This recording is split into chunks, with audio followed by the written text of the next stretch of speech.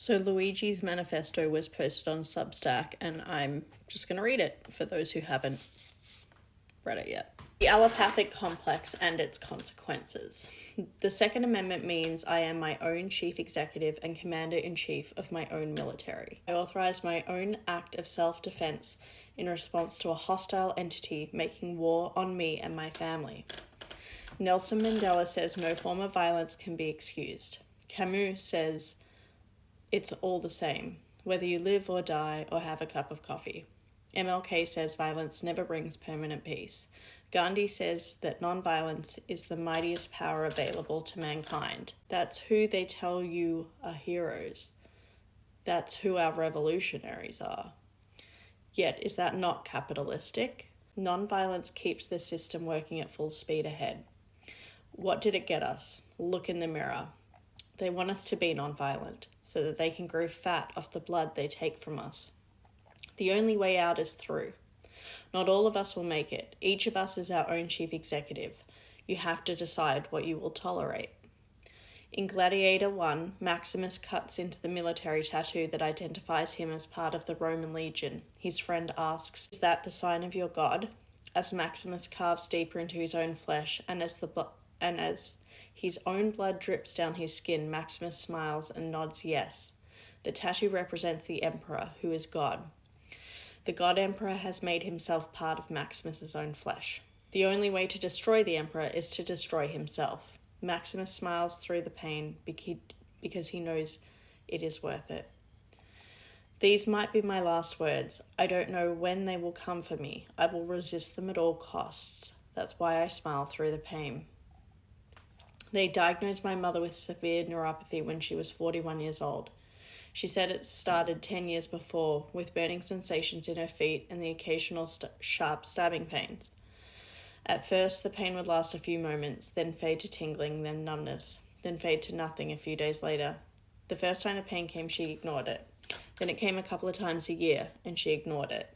Then every couple months, then a couple times a month, and then a couple times a week.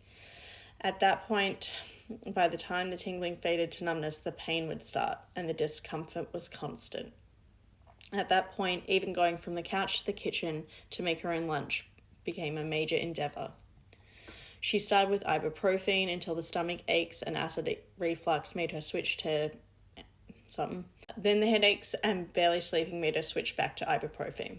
The first doctor said it was psychosomatic. Nothing was wrong. She needed to relax, de-stress, sleep more. The second doctor said it was a compressed nerve in her spine. She needed back surgery. It would cost $180,000. Recovery would be 6 months minimum before walking again, 12 months for full potential recovery, and she would never lift more than 10 pounds of weight again. The third doctor performed a nerve conduction study, electromyography, MRI, and blood tests. Each test cost $800 to $1,200. She hit the $6,000 deductible of her United Healthcare plan in October. Then the doctor went on vacation, and my mother wasn't able to resume tests in January when her deductible reset. The test showed neuropathy. The $180,000 surgery would have no effect. They prescribed opioids for the pain. At first, the pain relief was worth the price of the constant mental fog and constipation. She didn't tell me about that until later. All I remember is we took a trip for the first time in years. When she drove me to Monterey to go to the aquarium, I saw an otter in real life swimming on his back. We left at 7 a.m. and listened to Green Day on the 4-hour car ride. Over time, the opioids stopped working. They made her more sensitive to pain, and she felt withdrawal symptoms after just 2 to 3 hours. Then gabapentin. By now, the pain was so bad she couldn't exercise, which compounded the weight gain from slowed metabolic rate and hormonal shifts. And it barely helped the pain. And made her so fatigued that she would go an entire day without getting out of bed. Then something else, which didn't even work. Sorry, I'm not great at pronunciating the medical terms. The pain was so bad, I would hear my mother wake every night screaming in pain. I would run into her room, asking if she was okay. Eventually, I stopped getting up. She'd yell out anguished shrieks of wordless pain. The word fuck stretched and distended to its limits. I'd turn over and go back to sleep. All of this while they bled us dry with follow-up appointment after follow-up appointment, specialist consultations. and more imaging scans. Each appointment was promised to be fully covered until the insurance claims were delayed and denied. Allopathic medicine did nothing to help my mother's suffering, yet it is the foundation of our entire society. My mother told me that on a good day the nerve pain was like her legs were being immersed in ice water. On a bad day it felt like her legs were clamped into a machine shop vise, screwed down to where the crank stopped turning, then crushed further until her ankle bone splintered and cracked to accommodate the tightening clamp. She had more bad days than good. My mother crawled to the bathroom on her hands and knees. I slept in the living room to create more distance from her cries in the night. I still woke up and went back to sleep. Back then I thought there was nothing I could do. The high co-pays made consistent treatment impossible. New treatments were denied as not medically necessary. Old treatments didn't work and they still put us out for thousands of dollars. United Healthcare limited specialist consultations to twice a year. Then they refused to cover advanced imaging, which the specialist required for an appointment. Prior authorization took weeks, then months. United Healthcare constantly changed their claim filing procedure. They said my mother's doctor needed to fax his notes. Then United Healthcare said they did not save faxed patient correspondence. They required a hard copy of the doctor's notes to be mailed. Then they said they never received the notes. They were unable to approve the claim until they had received the and filed the notes. They promised coverage. They broke their word to my mother. With every delay, my anger surged. With every denial, I wanted to throw the doctor through the glass wall of their hospital waiting room. But it wasn't them. It wasn't the doctors, the receptionists, administrators, pharmacists, imaging technicians, or anyone we ever met. It was United Healthcare. People are dying.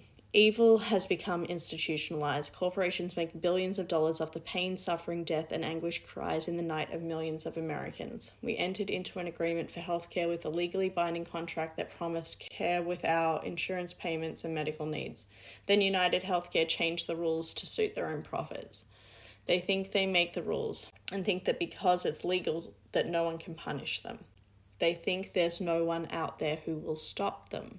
Now my chronic back pain wakes me in the middle of the night. Screaming in pain, I sought out another type of healing. It showed me the real antidote to what ails us.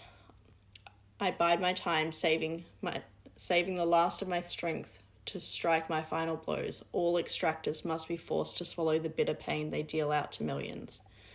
As our own chief executives, it's our obligation to make our own lives better. First and foremost, we seek to improve our own circumstances and to defend others. As we do so, our actions have ripple effects that can improve the lives of others. Rules exist between two individuals in a network that covers an entire earth. Some of those rules are written down. Some of those rules emerge from nature, respect between two individuals. Some of those rules are defined in physical laws, like the properties of gravity, magnesium, or the potential energy stored in the chemical bonds of potassium nitrate. No single document better encapsulates the belief of all people are equal in fundamental worth and moral status and the framework for fostering collective well-being than the US Constitution. Writing down a rule makes it into law. I don't give a fuck about the law. Law means nothing. What does matter is following our own guidance and our own logic and what we will learn from those before us to maximize our own well-being, which will then maximize the well-being of our loved ones and community. That's where United Healthcare went wrong. They violated the contract with my mother and me and tens of other millions of Americans. This threat to my own health, my family's health, and health of our country's people requires me to respond with an act of war. End.